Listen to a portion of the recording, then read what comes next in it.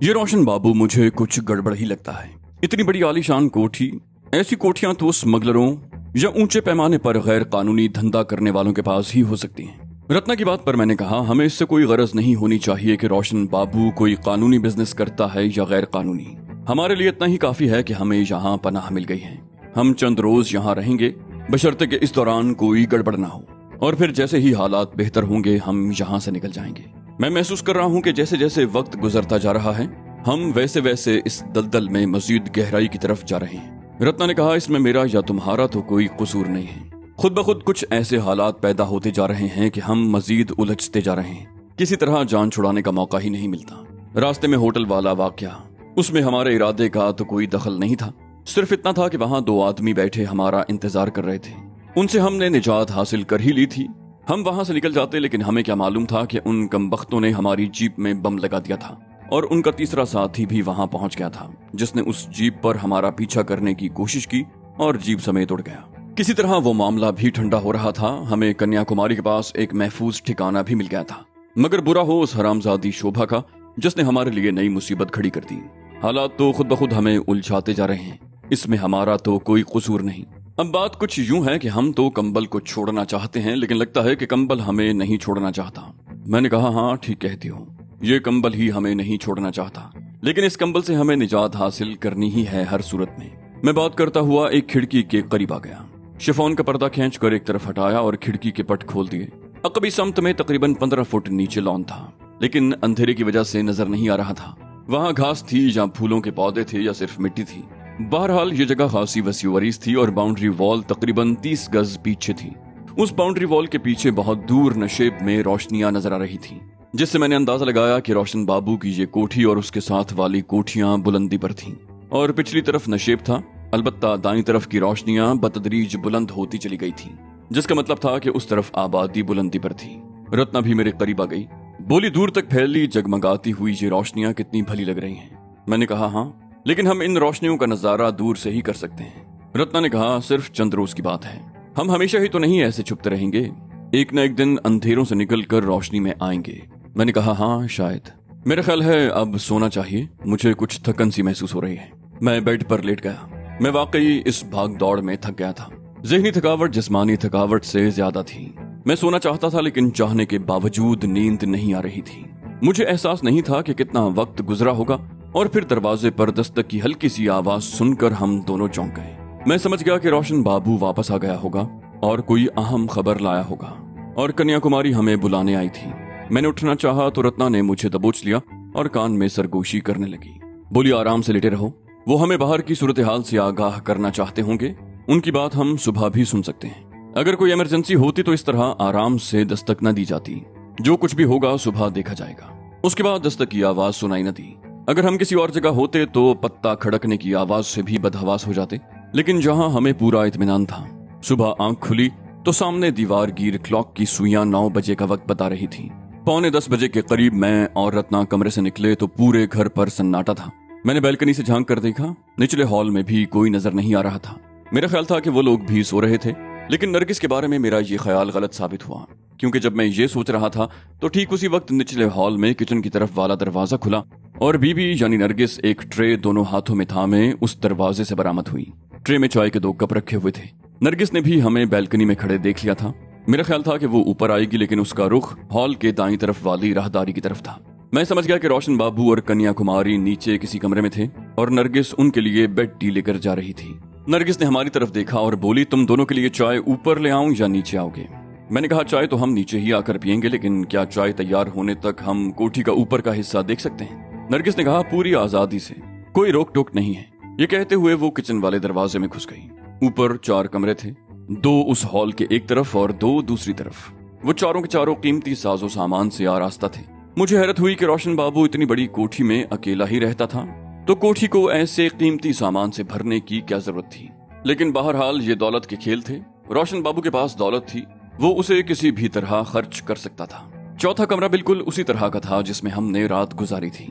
उसकी बड़ी बड़ी मेहराबी खिड़कियां भी पिछली तरफ खुलती थीं। मैंने एक खिड़की खोल दी और बाहर झांकने लगा। रात को उस तरफ कुछ नजर नहीं आया था, लेकिन दिन की रोशनी में नजर डालते ही मैं चौंक गया। उस तरफ एक बहुत बड़ा स्विमिंग पूल था जिसमें शफाफ पानी झलक रहा था। पूल के फर्श और दीवारों पर नीली टाइलें लगी हुई थीं, जिनसे पानी भी नीला ही नजर आ रहा था। खिड़की से नीचे दीवार से 10 फुट आगे तक घास का कता था। पोल के 3 अतराफ में उसी तरह 10-10 फुट तक घास थी। अलबत्ता दाईं तरफ घास का ये सिलसिला दूर तक चला गया था। उस तरफ से घूमकर कोठी के सामने वाले हिस्से की तरफ जाया जा सकता था। उसी तरफ एक शेड भी था, जिसके नीचे गालिबन कपड़े वगैरह बदलने के लिए बर्थ बने हुए थे। अकबी दीवार तकरीबन 15 फुट ऊंची थी। दाईं तरफ बुलंदी पर वाक़ आबादी भी खासी दूर थी। दाईं तरफ तकरीबन 200 गज दूर नशेब की तरफ जाती हुई एक सड़क थी, जिस पर ट्रैफिक भी था। अब ये बात मेरी समझ में आ गई कि गुज़श्ता रात रोशन बाबू ने नरगिस से ये क्यों कहा था कि हमें पिछला कमरा दे दिया जाए। सामने वाले कमरों का रुख सड़क की तरफ था और इस बात का एहतमाल था कि सड़क की तरफ से हमें देख लिया जाए, जबकि पिछली तरफ ऐसा कोई अंदेशा नहीं था। हम कुछ देर तक खिड़की में खड़े बाहर देखते रहे। फिर मैंने खिड़की बंद कर दी और हम दोनों कमरे से निकल आए। जब हम नीचे आए तो ठीक उसी वक्त नरगिस भी ट्रे उठाए किचन वाले दरवाजे से निकल रही थी। नरगिस ने चाय सेंटर टेबल पर रख दी और रत्ना के साथ सामने वाले सोफे पर बैठ गई। मैंने अपना कप उठा लिया और चाय की चुस्कियां लेते हुए मेरी नजरें बार बार उसकी तरफ उठ रही थी। मेरे लिए चाय के घूंट भरना दुश्वार हो गया। रत्ना मेरी कैफियत को ताड़ गई। बोली, आओ बाहर चलकर बैठते हैं ताजा हवा में। फिर बोली, बीबी ऊपर से हमने पीछे स्विमिंग पूल देखा था, उस तरफ ऊपर से घूमकर जाना पड़ेगा या कोई और रास्ता? बीबी ने कहा, वो राहदारी के सामने वाला दरवाजा स्विमिंग पूल की तरफ ही खुलता है। मैं भी अपना कप उठाकर खड़ा हो गया। राहदारी वाले दरवाजे के बाहर 3-4 गार्डन चेयर्स भी रखी हुई थी, जिनके बीच में बांस की एक मेज भी थी। हम दोनों आमने सामने कुर्सियों पर बैठ गए। आसमान पर हल्के हल्के बादल थे, जिनकी वजह से हवा के झोंके बड़े खुशगवार लग रहे थे। मैंने कहा, नरगिस यहाँ की हाउसकीपर है या? रत्ना ने कहा, रोशन बाबू ने बीवी का झंझट नहीं पाला, लेकिन कोई मर्द औरत के बगैर नहीं रह सकता। नरगिस हाउसकीपर तो है, लेकिन मैं समझ गई थी कि इतनी हसीन हाउसकीपर रखने की कोई वजह तो होनी चाहिए। मैंने कहा, तुम तो मर्दों को इल्जाम दे रही हो। चाय पीने के बाद हम काफी देर तक वहां बैठे रहे और फिर अंदर से कन्याकुमारी की आवाज सुनकर हम अंदर आ गए। कन्याकुमारी और रोशन बाबू हॉल कमरे में खड़े किसी बात पर हंस रहे थे। हमें देखकर उन दोनों की हंसी रुक गई। रोशन बाबू ने हमारी तरफ देखते हुए कहा, बस हम तुम्हारा ही इंतजार कर रहे थे। फिर नरगिस से बोला, बीबी नाश्ता लगाओ, भूख लग रही है। उसकी आवाज सुनकर बीबी किचन वाले दरवाजे से झांकने लगी। बोली, नाश्ता तो तैयार है, तुम लोग तैयार हो जाओ। रोशन बाबू ने कहा, हम तैयार हैं, तुम बस नाश्ता लगाओ। रोशन बाबू कहता हुआ अपने कमरे की तरफ चला गया। कन्याकुमारी वहीं खड़ी रही। तकरीबन 10 मिनट के बाद नरगिस नाश्ते के लवाजिमात से लदी ट्रॉली धकेलती हुई वारिद हुई। उसने सब कुछ सेंटर टेबल पर लगा दिया। दूसरी टेबल भी साथ मिलाई गई थी। रोशन बाबू भी अपने कमरे से आ गया और फिर हम सब मिलकर नाश्ता करने लगे। मैंने उसकी तरफ देखते हुए कहा, रात को कुछ मालूम हुआ रोशन बाबू? वो बोला, मैं 2:30 बजे वापस आया था, तुम लोग सो चुके थे। वैसे कोई खास बात मालूम नहीं हो सकी। पूरे शहर की पुलिस एक बार फिर तुम लोगों की तलाश में मुतहर्रक हो गई है। ब्लैक कैट्स भी जगह जगह छापे मार रहे हैं। कन्याकुमारी के फ्लैट पर भी पुलिस ने कब्जा कर लिया है। शोभा अस्पताल में है, सुना है उसकी हालत बहुत अबतर है। नाश्ते के बाद नरगिस ने बर्तन समेटे और कपड़े बदलकर सौदा वगैरह लेने चली गई। रोशन बाबू सुबह नाश्ता करके चला जाता था और उसकी वापसी रात को ही होती थी। आमतौर पर वो रात को बाहर ही खाना खाता था। रोशन बाबू तैयार हो चुका था। वो मेरी तरफ देखते हुए बोला, मुझे वापसी में देर हो जाएगी। बंगले के अंदर तुम लोग आजादी से घूम फिर सकते हो। 4 दीवारी खासी ऊंची है, बाहर से किसी के देखने का अंदेशा नहीं है। पिछली तरफ स्विमिंग पूल है और उसके साथ वाला लॉन हर लिहाज से महफूज है। रोशन बाबू अपनी गाड़ी पर चला गया। नरगिस दोपहर के खाने की तैयारी के लिए किचन में चली गई। दोपहर का खाना हमने 3:30 बजे खाया और खाना खाते ही मुझ पर सुस्ती तारी होने लगी। मैं कमरे में आ गया और कुछ ही देर के बाद मैं सो चुका था। उस वक्त शाम के 6 बजने वाले थे। आसमान पर बादल भी गहरे हो रहे थे। मैं पूल के किनारे पर खड़ा था। रत्ना करीब आ गई। वो मुझसे बातें कर रही थी और अचानक ही उसने मुझे धक्का दे दिया और खुद भी पूल में छलांग लगा दी। इत्तेफाक से बारिश भी शुरू हो गई। हम पूल से बाहर नहीं निकले, तकरीबन 1 घंटे तक पानी में ही रहे। जब बाहर निकले तो बारिश तेज हो चुकी थी। रत्ना थर-थर कांप रही थी, उसके दांत बज रहे थे। इतनी देर तक पानी में रहने से उसे सर्दी लग गई थी। मेरा ख्याल था वो कपड़े पहन लेगी तो सर्दी रुक जाएगी, मगर उसकी कपकपी बढ़ती ही गई। अंदर आकर उसने कंबल भी ओढ़ लिया। मेरा ख्याल था पैरासिटामोल से बुखार उतर जाएगा, मगर ऐसा नहीं हुआ। बुखार तेज होता रहा। रात 9 बजे के करीब रोशन बाबू वापस आया तो रत्ना की सूरत हाल से वो भी घबरा गया। उसने उसी गली में रहने वाले अपने एक डॉक्टर दोस्त को फोन कर दिया और उसे फोन पर ही बता दिया कि नरगिस की कजन आई हुई है, जिससे सर्दी लगने से बुखार हो गया है। रोशन बाबू ने मुझे और कन्याकुमारी को इशारा किया, तुम दोनों दूसरे कमरे में चले जाओ। तकरीबन 1 घंटा गुजर गया और फिर दरवाजे पर दस्तक की आवाज सुनकर मैं पीछे मुड़ा। सामने नरगिस खड़ी थी। उसके चेहरे पर तशवीश के आसार नुमाया थे। उसने कहा, तुम लोग आ जाओ, डॉक्टर जा चुका है। मैं उस कमरे से निकलकर तेज तेज कदम उठाता हुआ दूसरे कमरे में आ गया। रत्ना की आंखें बंद थीं। उस पर अगरचे 2 कंबल पड़े हुए थे, मगर उसका सांस बहुत तेज चल रहा था। नरगिस ने कहा, अगर ये सोना चाहती है तो सोने दो। डॉक्टर ने कहा है कि इसे डिस्टर्ब न किया जाए, अभी वो इंजेक्शन लगा कर गया है। मैंने कहा, इंजेक्शन शायद बुखार के लिए होगा। नरगिस ने कहा, नहीं, इसे नमूनिया हो गया है। मैंने कहा, क्या?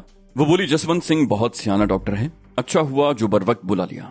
वो कह रहा था कि अगर देर हो जाती तो इसकी जान खतरे में पड़ सकती थी, लेकिन अब ज्यादा तशवीश की बात नहीं है। इंजेक्शन लगा दिया है और दवाएं लिख कर दे दी हैं, जिनके इस्तेमाल से ये जल्द अच्छी हो जाएगी। मैंने पूछा, रोशन बाबू कहाँ है? नरगिस ने कहा, डॉक्टर के साथ ही बाहर गया है। जरा आगे एक छोटी सी मार्केट है, वहां मेडिकल स्टोर से दवाएं भी लेता आएगा। हम तीनों दीवार के करीब पड़े हुए सोफों पर बैठ गए। रोशन बाबू की वापसी तकरीबन आधे घंटे के बाद हुई। वो 3-4 किस्म की दवाएं ले आया था। कागज की एक थैली में लिपटी हुई ब्रांडी की छोटी बोतल भी थी। हमारी बातों की आवाज सुनकर रत्ना ने आंखें खोल दी। नरगिस ने उसे दवाएं दे दी, 2-4 घूंट ब्रांडी के भी पिला दिए। उसके थोड़ी ही देर के बाद रत्ना एक बार फिर सो गई। उस रात मैं कमरे से बाहर नहीं निकला। रत्ना नींद में बार बार बेचैन हो रही थी। हो सकता है उसे ज्यादा तकलीफ न हुई हो, लेकिन उसकी बेचैनी से मैं कर्ब में मुब्तला हो जाता था। सुबह 7 बजे के करीब नरगिस मेरे लिए चाय लेकर आ गई। उस वक्त रत्ना ने भी आंखें खोल दी। उस वक्त वो बहुत ज्यादा बेचैन हो रही थी। उसने दोनों हाथ सीने पर रखे हुए थे।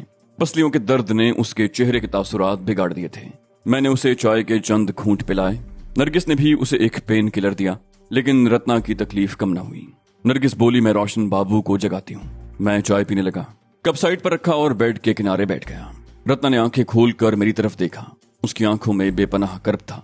मैंने कहा, तुम ठीक हो जाओगी रत्ना, तुम्हें ठंड लग गई है बस, और कोई बात नहीं है। वो बोली, मेरे यहाँ बहुत दर्द हो रहा है। वो अपनी पसलियां दबाने लगी। मैंने कहा, अभी दवा दे दी है, रोशन बाबू डॉक्टर को बुला लाएगा, थोड़ा सा बर्दाश्त करो, ठीक हो जाओगी। उसी वक्त कन्याकुमारी और रोशन बाबू अंदर दाखिल हुए। रत्ना को देखकर वो सिर्फ 1 मिनट को रुका और फिर तेजी से बाहर निकल गया। तकरीबन 15 मिनट के बाद निचले हॉल से रोशन बाबू की आवाज सुनकर मैं और कन्याकुमारी उस कमरे से निकले और जल्दी से दूसरे कमरे में आ गए। थोड़ी देर बाद मैंने रोशन बाबू और डॉक्टर की आवाजें सुनी। मैंने झांक कर देखा, दोनों सामने वाले कमरे में दाखिल हो रहे थे। आधे घंटे के बाद वो दोनों चले गए। मैं और कन्याकुमारी रत्ना वाले कमरे में आ गए। नरगिस ने कहा, इंजेक्शन लगाया है, रोशन बाबू डॉक्टर के साथ गया है, कोई और दवा लिख कर दी है, थोड़ी देर में आ जाएगा। मैं बेड पर बैठ गया। इंजेक्शन लगने के थोड़ी ही देर के बाद रत्ना की हालत कुछ बेहतर होने लगी। नरगिस उसके लिए नाश्ता बनाकर ले आई। उसने अपने हाथ से रत्ना को नाश्ता करवाया। वो भी बहुत परेशान थी। 20-25 मिनट के बाद रोशन बाबू आ गया। उसने एक डिबिया नरगिस को दी। बोली, ये क्रीम दी है डॉक्टर ने, सीने पर और पुश्त पर मालिश करनी है, नाश्ता करवा के इसे दूसरी दवाएं भी खिला देना, इंशाल्लाह ठीक हो जाएगी। नरगिस ने कहा, नाश्ता मैंने करवा दिया है, दवाएं देती हूँ। हम लोग कमरे से बाहर आ गए। नरगिस ने दरवाजा बंद कर लिया। हम तीनों नीचे आकर बैठ गए। नरगिस तकरीबन आधे घंटे के बाद आई। उसने बताया वो सो गई है, उसे कोई डिस्टर्ब न करे। तुम लोग तैयार हो जाओ, मैं नाश्ता बनाने जा रही हूँ। 10-15 मिनट के बाद रत्ना के अलावा हम सब उस हॉल कमरे में बैठे नाश्ता कर रहे थे। रात को वक्फे वक्फे से हल्की बारिश होती रही थी और उस वक्त मूसलाधार बारिश शुरू हो गई थी। नाश्ते के बाद भी हम वहीं बैठे बातें करते रहे। 10 बजे के करीब रोशन बाबू उठकर अपने कमरे में चला गया और थोड़ी देर के बाद वापस आ गया। नरगिस ने कहा, इतनी तेज बारिश में कहाँ जाओगे? उसने कहा, दफ्तर में एक बहुत जरूरी काम है। आज मैंने जयपुर की एक पार्टी को वक्त दे रखा है। एक मामले में कई दिनों से डील चल रही है, शायद आज कुछ फाइनल हो जाए, इसलिए मेरा जाना बहुत जरूरी है। फिर बोला, डॉक्टर जसवंत सिंह ने कहा था कि अब तशवीश की कोई बात नहीं है, दोपहर को वही दवाएं देनी है और उसी क्रीम से सीने और पुश्त पर मालिश करनी है। लेकिन अगर कोई तकलीफ हो जाए तो फौरन डॉक्टर जसवंत को फोन कर देना, वो घर पर नहीं तो क्लिनिक पर होगा। नरगिस ने कहा, ठीक है, मैं ख्याल रखूंगी। रोशन के जाने के बाद वो बाहर का गेट बंद कराई। रात भर की बारिश से मौसम में खासी खुनकी आ गई थी, लेकिन तमाम दरवाजे और खिड़कियां बंद होने की वजह से अंदर की फजा खुशगवार थी। मैं नरगिस और कन्याकुमारी के साथ ऊपर वाले हॉल में आ गया। बातें करते हुए मैं नरगिस को घुमा फिरा कर उस तरफ ले आया और वो खुद ही अपने बारे में बताने लगी। नरगिस के कहने के मुताबिक उसका ताल्लुक टोंक के एक मुतवस्सत घराने से था। उसका बाप मकराना में रोशन बाबू के बाप के पास मुलाजिम था, जबकि नरगिस टोंक में अपनी माँ के पास रह रही थी। वो उस वक्त 9-10 साल की थी। उसकी वालिदा का इंतकाल हो गया। यूं तो उसके खानदान के और लोग भी थे, मगर नरगिस का बाप उसे किसी रिश्तेदार के पास छोड़ने की बजाय अपने पास मकराना ले आया। यहाँ वो रोशन बाबू के घर में रहने लगी। रोशन बाबू उस वक्त 13-14 साल का था। रोशन के बाप ने नरगिस को भी स्कूल में दाखिल करवा दिया और इस तरह वो भी तालीम हासिल करने लगी। रोशन बाबू अपने वालिदैन की इकलौती औलाद थी। ज्यादा लाड प्यार ने उसे किसी हद तक बिगाड़ दिया था। नरगिस के साथ भी उसकी अक्सर लड़ाई होती रहती थी। नरगिस ने ग्रेजुएशन कर लिया। रोशन की वालिदा का इंतकाल हो गया। माँ के इंतकाल के बाद रोशन बाबू के रवैये में तब्दीली आ गई और वो नरगिस की तरफ माइल होने लगा। रोशन बाबू के बाप को अंदाजा हो गया कि इन दोनों में बात कुछ आगे बढ़ सकती है। उसने नरगिस के बाप को मजबूर कर दिया कि वो जल्द से जल्द कोई लड़का देखकर नरगिस की शादी कर दे। इस तरह 2 महीने के अंदर अंदर नरगिस की शादी हो गई। लेकिन चंद ही रोज के बाद इंकशाफ हुआ कि नरगिस का शौहर अब्दुल कादिर न सिर्फ शराबी और जुआरी है बल्कि डाकुओं का मुखबर भी है। उसने चंद रोज बाद ही नरगिस के तमाम जेवरात जुए में हार दिए और उसके बाप से बड़ी बड़ी रकमें तलब करता रहा। नरगिस का बाप खामोशी से उसके मुतालिबात पूरे करता रहा।